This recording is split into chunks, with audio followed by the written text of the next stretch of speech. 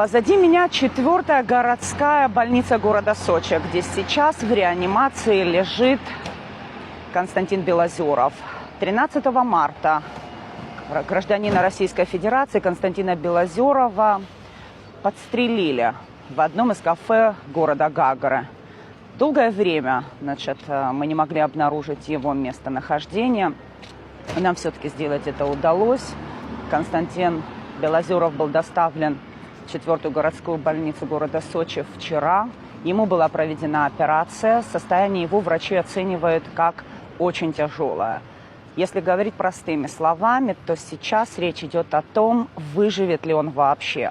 Потому что у него крайне большая кровопотеря и очень серьезные повреждения. Врачи Сочинской городской больницы после операции не дают никаких прогнозов.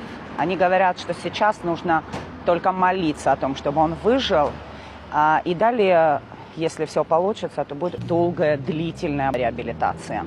За все это время, с 13 марта, то есть за несколько дней, ни Минздрав Абхазии, ни МВД Абхазии не сделали ни одного заявления по факту случившегося.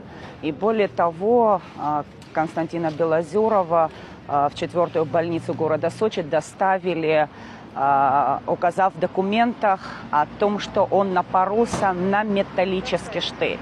Но российские врачи даже при первом беглом осмотре сразу установили, что это было огнестрельное ранение. И тем более такие тяжелые повреждения просто получить от металлического штыря молодой человек не смог бы.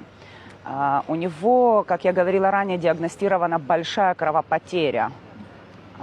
И все это случилось именно в тот момент, предполагают российские доктора, когда его с одной больницы города Гагры перевозили в Сухум, перевозили из отделения в отделение, пытаясь спрятать следы произошедшего. Ведь по имеющейся у нас информации в произошедшем с Константином Белозеровым в Гагре, с этой стрельбой связан непосредственно глава администрации Гагрского района Юрий Хагуш и его ближайшее окружение.